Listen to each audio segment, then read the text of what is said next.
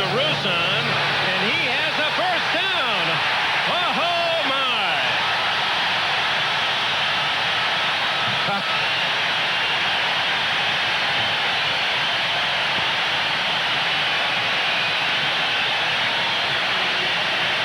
Dan Reeves is going to say, hey, you're taking your pages right out of my book. There's Rusan heading upfield, and a gutsy call as he picks up the first down. But you're in an area of the field where you're not going to lose that much. That's, again, a vote of confidence for Bill Parcells' defense. Far side and Lang near side for Denver. 3-all. Good deep kick. Lang. Oh, he's going to take it out. That's quite a gamble, and he loses at the 7-yard line. Solomon Miller got him.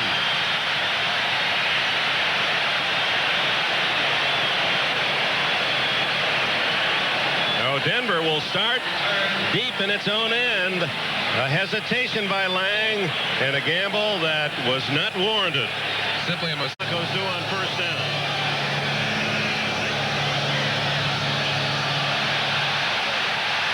Leonard Marshall was there first, and Jim Burt finished the job.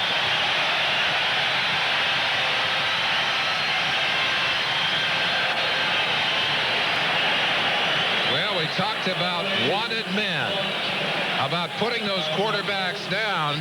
Been a while coming, but the Giants finally get there. Marshall grabs the shoulder of Elway. Burt there to polish him off, and all of Elway's idea. 5 remaining in the half. Intercepted by George Martin. He's going to go all the way if Elway can't get him. 20. Martin has a touchdown.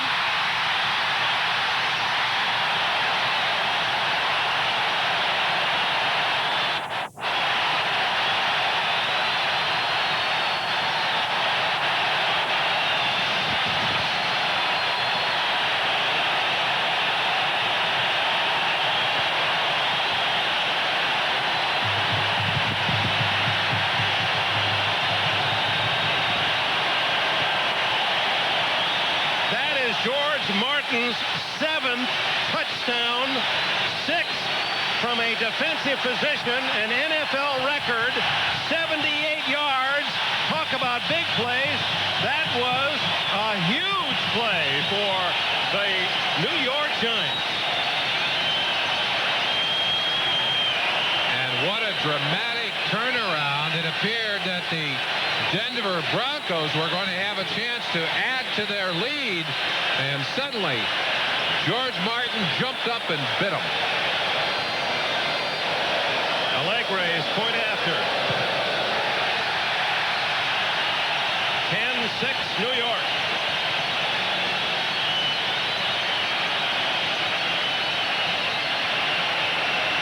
The interesting thing to me, Dick, about that run is that Martin wanted to lateral the ball.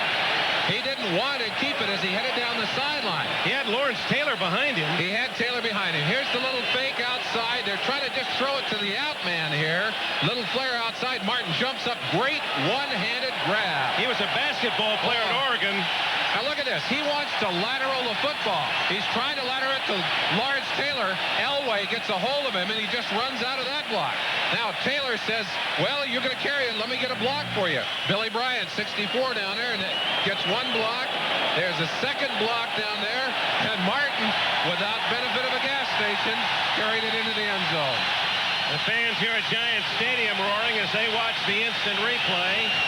The Giants were one of only 11 NFL teams through the first 11 games not to get a touchdown on a return, make that one of 9, and now they've added theirs to the list of those who have scored on either an interception or a punt or kick return or a fumble. The Broncos at the 33 of the Giants. Elway has a man wide open. It's Mobley again. He fumbles, and the Giants have it. George Martin again. A flag is down back where Elway threw the ball, but it's against Denver. So the Giants decline. Giants get it back. The omnipresent George Martin gathers the pumpkin again. Holding, number 60 offense. Penalties decline. First down. Orson Mobley came in motion to the inside and then went back outside, heads down the sideline. There's an assignment blown there as Mark Collins, the rookie, didn't see him stop until it was too late. But watch the ball bounce away here. Good hit on the inside by Carson, 53. That ball already gone. And there's faithful George with his hands on it. His fourth field goal attempt. He's made 2 of 3. This is 42 yards.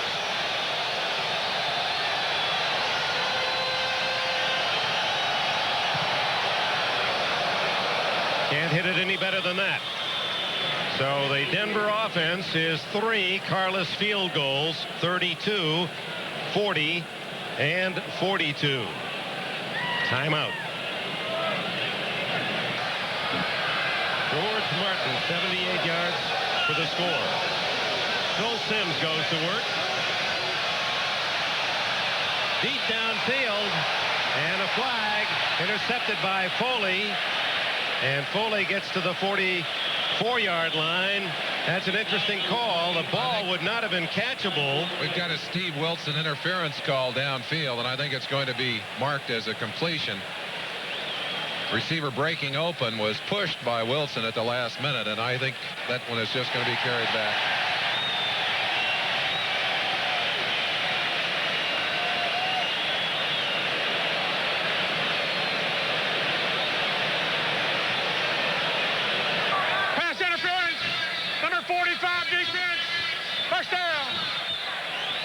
I think Dan Reeves was saying there's no way in the world that even with that push the ball could have been caught.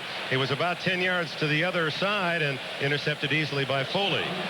He may be right about that, but the ball was way downfield when the push occurred, and I don't think the official could see whether that ball was thrown into the area or not. It happened early. First down at the 48 of Denver. Joe Morris. Mecklenburg slows him down, and Dennis Smith gets him out of bounds at the 42. Yeah, we've talked about the fact that Carl Mecklenburg moves around a great deal on that Denver defense. In fact, can play any of 7 positions. Raul Alegre, he's hit one from 45 his last time, and earlier from 31.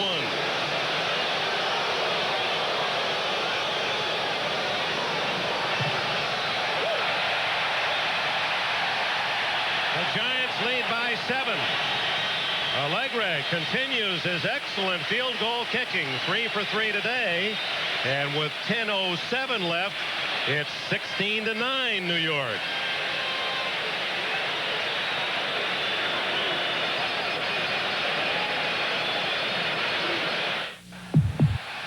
Down the middle, open, and it's intercepted. Kennard, and Mobley makes the tackle at the 30-yard line. So Mobley was wide open, but Elway overshot the mark.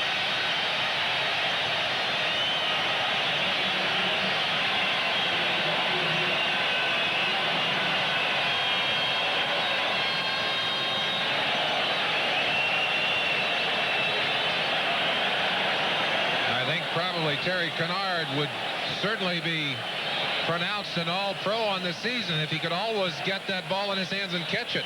He's dropped a lot of opportunities on the year, but he did not drop that one. Boy, the center fielder loves to see that one coming down the middle. 4th interception of the year. First down Giants at their own 30, and they give it to Joe Morris. And he has a first down. Out of bounds at the 44.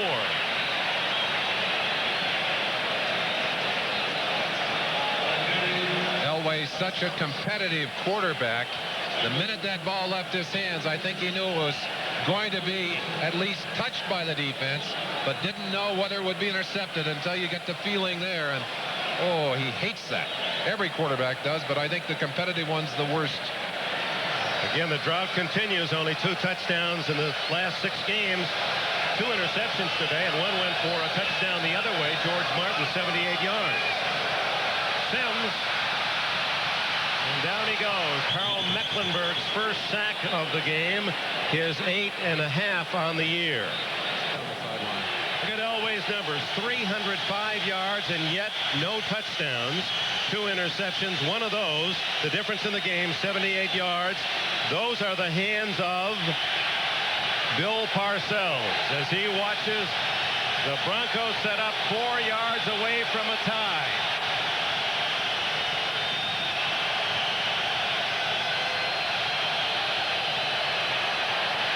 Winder, touchdown.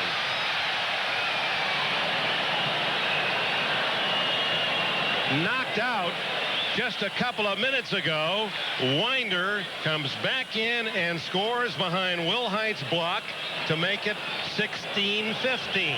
Well, they asked him a lot of questions on the sideline. He must have given them the right answers.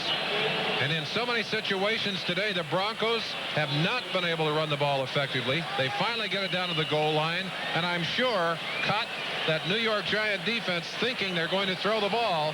Twice they ran it, successful both times.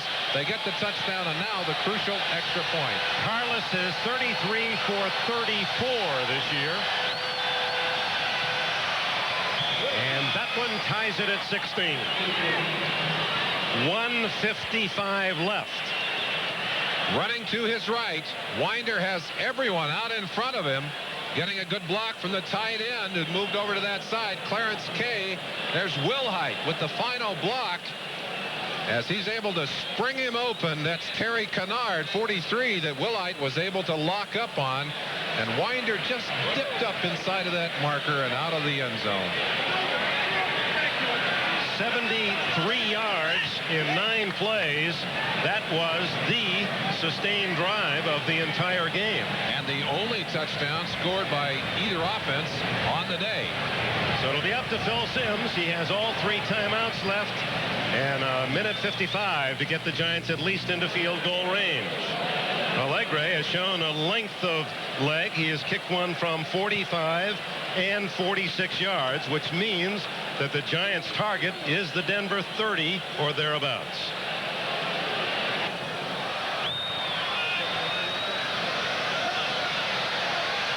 Gilbert, Freddie Gilbert makes the play again.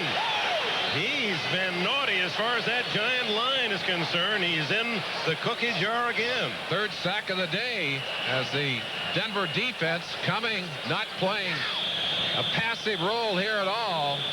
Joe Collier said, we're going to go after you. Brad Benson tackling him, couldn't keep him away. And with it a 10.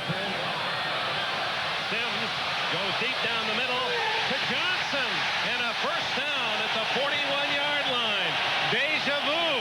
It was Simms to Johnson on 4th down last week at Minnesota that sent them into a field goal that beat the Vikings. No huddle, and quickly Simms is upfield. He needs to get it down to about the 30-yard line. Galbraith to the 48-yard line, and a flag is down. Clock shows 1:03, and it's still running. Oh, that is not a flag. Someone threw an orange out there. Looks like a yellow flag. That's the Giants' first timeout. There it is. Yuck. Well, I know a lot of players feel the same, get the same reaction as seeing that man throw the yellow flag, the real thing. Parcells, I'm sure, just calming Simms down on the sideline, had an interesting conversation with him. He said, you know, that last week before the game against the Vikings, he said, you have been successful because of your daring and your aggressiveness. And he said, I scare those cornerbacks and those deep backs. He said, make them stay awake the night we play against them, or the night before we play against them. Well, Simms did it last week. He's thrown some excellent passes today, although he has not been as solid here in the early parts of this game as he was against the Vikings. That pass. 1 minute remaining. The ball is at the New York 49.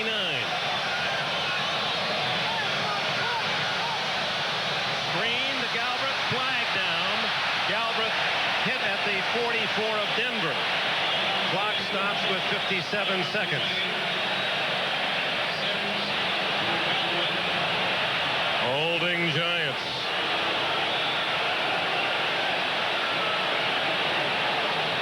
So instead of the ball in Denver territory, Bill Parcells will see the officials mark it back to the New York 39. 63 offense.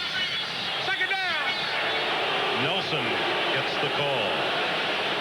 Well, we talked about what happened last week, Merlin. Here it is. 4th and 17 yards to go. Jackson out. The rush is on, and Sims throws what has been called now the pass. Just as they used to talk about the fumble, they raved about it all week, and you can see why. A great pass to keep that drive alive. Second down and 12. Deep down the middle. McConkey to the 15.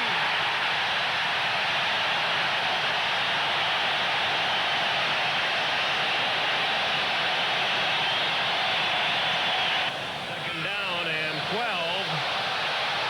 Deep down the middle. McConkey to the 15.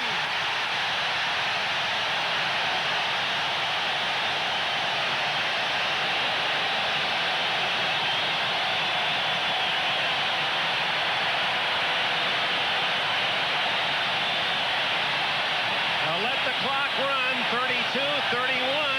They're in easy field goal range. 36 yards to McConkey.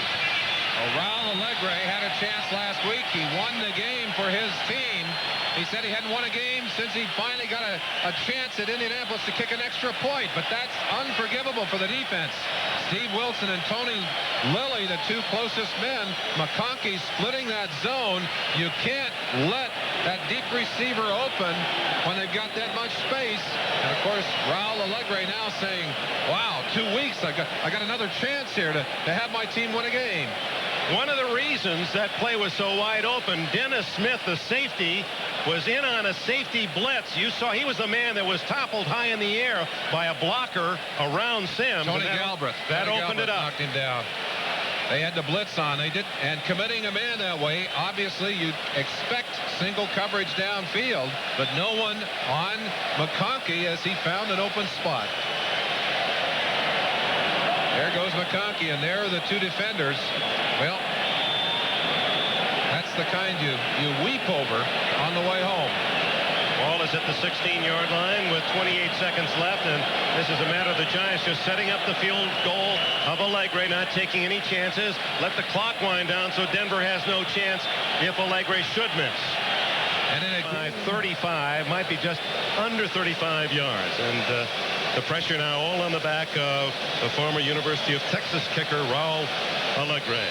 Now, if the Giants were to make a mistake, a bobbled snap, for example, they would not have a timeout here to stop the clock. So if this kick goes off as expected and is successful, they will feel that they did the right thing.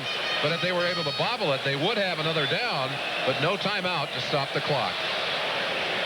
Well, he was the star last week at Minnesota, and they put him stage center with a key light here in the Big Apple again today.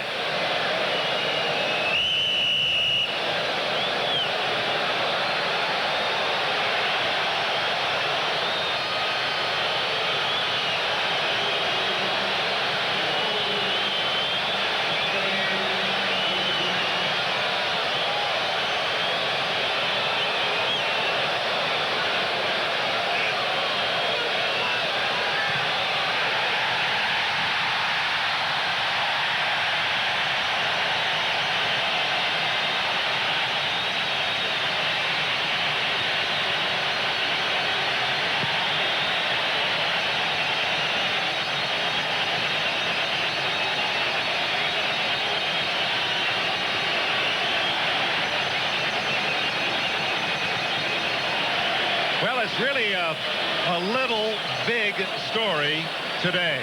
Little Raul Allegre's 4 field goals and big George Martin's 78-yard rumble. That's been the offense, and the Giants lead 19-16 with 6 seconds left.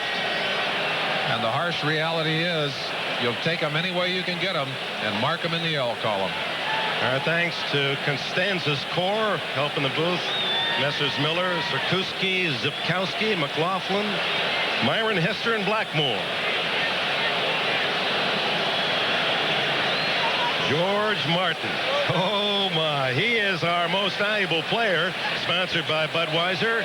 It was his 78-yard touchdown run with an interception, making a marvelous one-handed catch, and then racing down the far sidelines. That is the difference in the game today. 4 field goals and Martin's touchdown. Congratulations from Budweiser. The contribution to the United Way on behalf of all of the MVPs around the National Football League made by Budweiser in honor of their performances. And every bit as hard-nosed a game as we expected, dominated by the 2 defenses, but the critical errors were the difference. And that's usually reserved for Parcells, that treatment. 4 seconds left. Broncos do not try to run the ball. They get the ball down on change of possession. Jim Ryan receiving that bounding kick. And it's one last shot. Well, we were at learned Anaheim Stadium. It's never over until the last. Never over until it's over. And of course, what you have to hope for here is perhaps an interference call deep enough down the field that it keeps the play from ending, the game from ending. So a final desperation shot for Elway. He's got a strong arm. I'm not sure he can throw it 80 yards, though. Perry Williams about 30 yards downfield. Elway will put it up. Well, that won't get the job done. Sampson is trying to get yardage for the field goal, but the game is over. They're out of time. New York Giants win it 19-16. So the Giants assure themselves at least a tie atop the NFC East. And pressure now on Denver. Their lead down to 1 over the Raiders. Park in San Francisco.